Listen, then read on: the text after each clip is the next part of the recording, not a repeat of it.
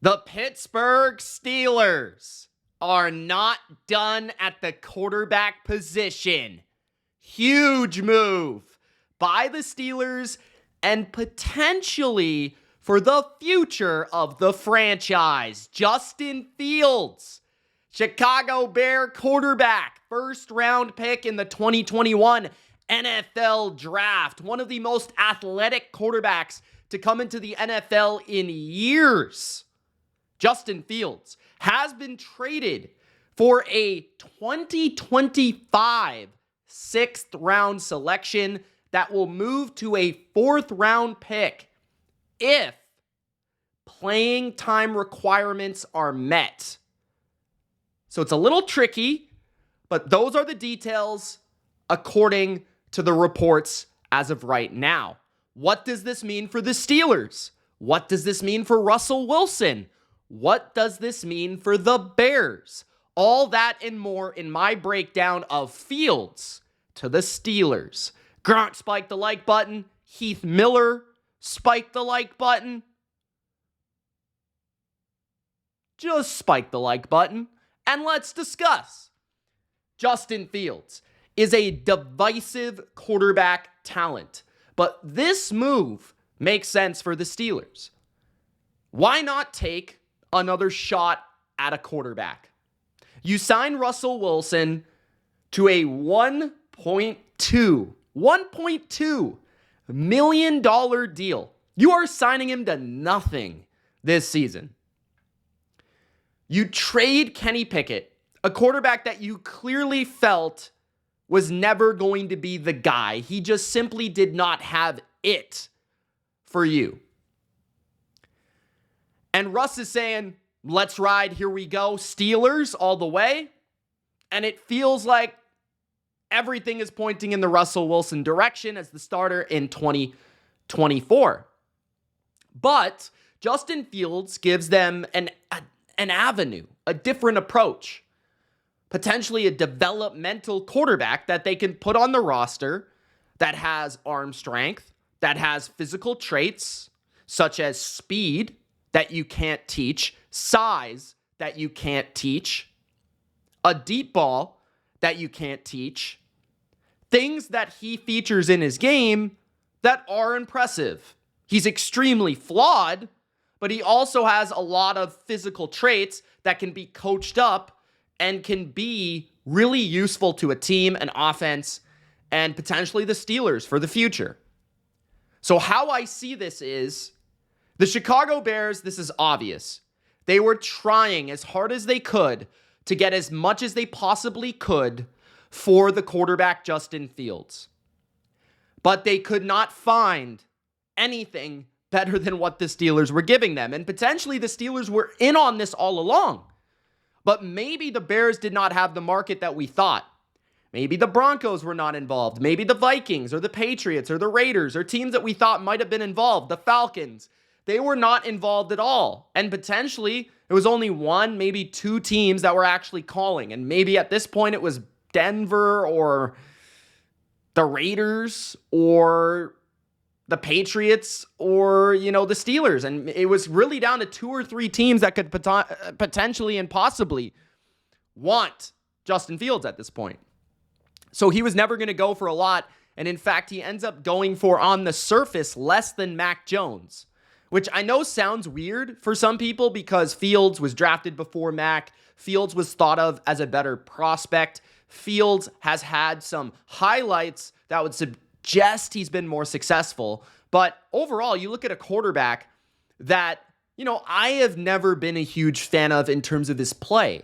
This is a quarterback that I remember, talking about and studying coming out of college in Ohio State. And I really wanted to fall in love with this game because I loved the style of Fields. I thought he had the size. I thought he had the speed. I wanted him to be the next Cam Newton. And I remember, falling in love with Lamar Jackson a couple years previous and being right about that. I remember falling in love with Josh Allen, and I felt like there were traits of Fields that could make him a dynamic player at the NFL level. But his game just didn't translate to the NFL level in terms of his feet are messy. Whenever he's throwing, they're cockeyed, they're out of sorts, and his release is extremely dramatic, slow, deliberate, and his feet and his arm rarely match in sequence. And that's what you need at the quarterback position to be accurate and consistent with your mechanics. And the long release was a problem at the NFL level because of the fast closing windows in the passing game. And then not only that, mechanically he was flawed, but then also, as we've seen at the NFL level, his processing speed in the drop back passing game is extremely slow.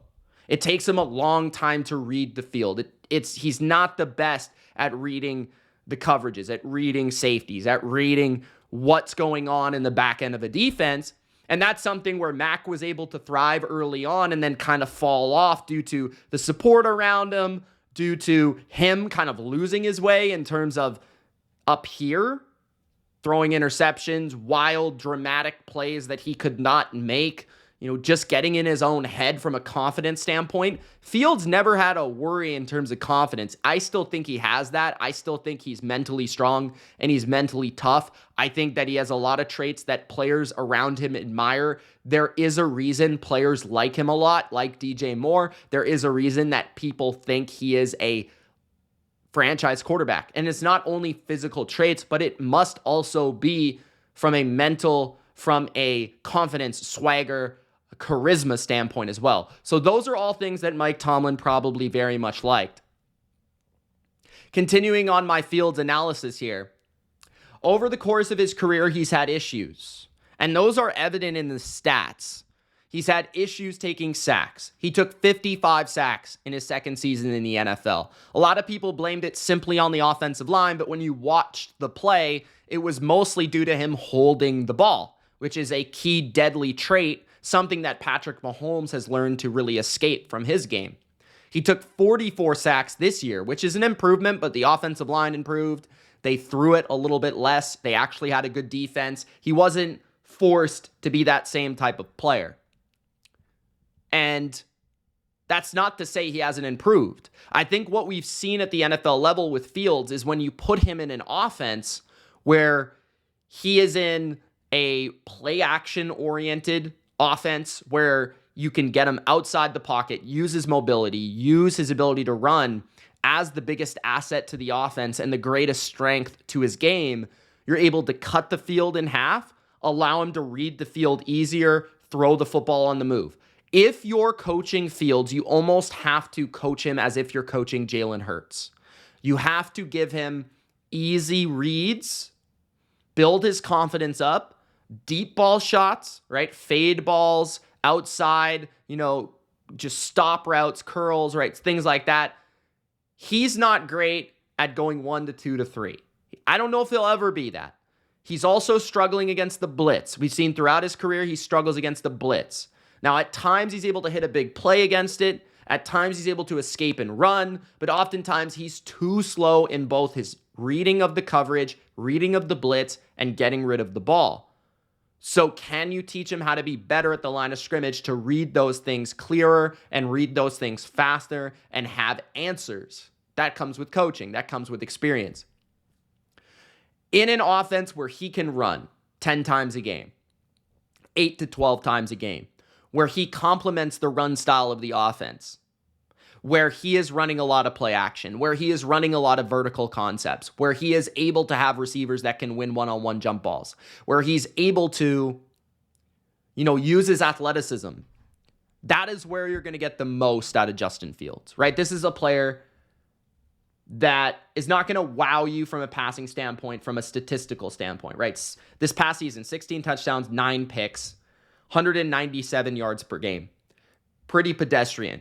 But in terms of his rushing and a 61% completion percentage, which was the highest of his career, he had 59, 60, and 61, right? He's 10 and 28 in his career, and there's reasons for that. Not only is the team bad, but his inability to throw the ball late in games to win games has been a massive problem to the degree where Chicago has hidden that from their offense to the point where they're still running a run-heavy script and a pretty conservative script near the end of games when they're trailing because he's just not capable at this point in terms of those passing things. But you look at his rushing, right?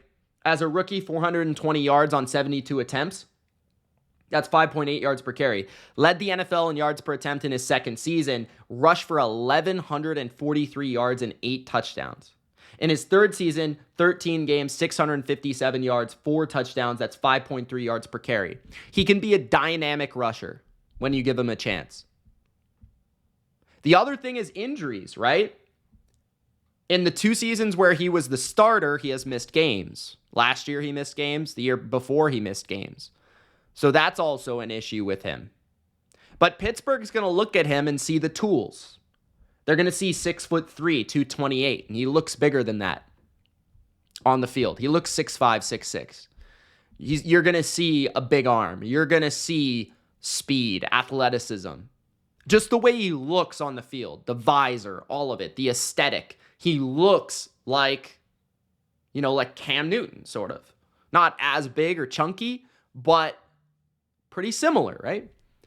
So there's a lot of things about Justin Fields that need to be fixed with coaching, that need to be drawn out. But I'm not sure that's ever going to happen. At the same time, is it worth bringing him in for a late draft pick? Absolutely, at the quarterback position, it's always worth it. That being said, you look at his contract's up after this year. So they'll have to make a decision on him within their building, right? So are they going to give him the 5th-year option?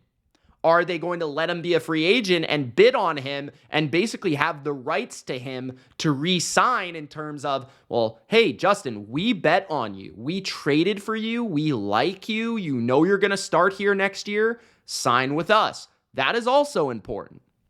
So maybe he doesn't quite get that 5th-year option, but maybe he gets a little bit less to come back to Pittsburgh on a 2 or 3-year deal. Next year, he ends up making $6 million in terms of his cap number. That's going to be interesting because he's actually making more than Russell Wilson in terms of what the Steelers are paying him, which is a little odd. But Russell, I would say, is the better player right now. They do similar things. I think Russell is more creative as a player. He's more experienced. I think that he's more accurate. I think he's more quick and decisive in terms of his touch on the ball. And I think in terms of where he goes with the ball, I think he's more proven in terms of protecting the ball and not taking negative plays, right? Russ does the little things a lot better than Fields, and I think there will be a clamor for Steeler fans out there wanting Fields to play over Russ because of how Russ has played.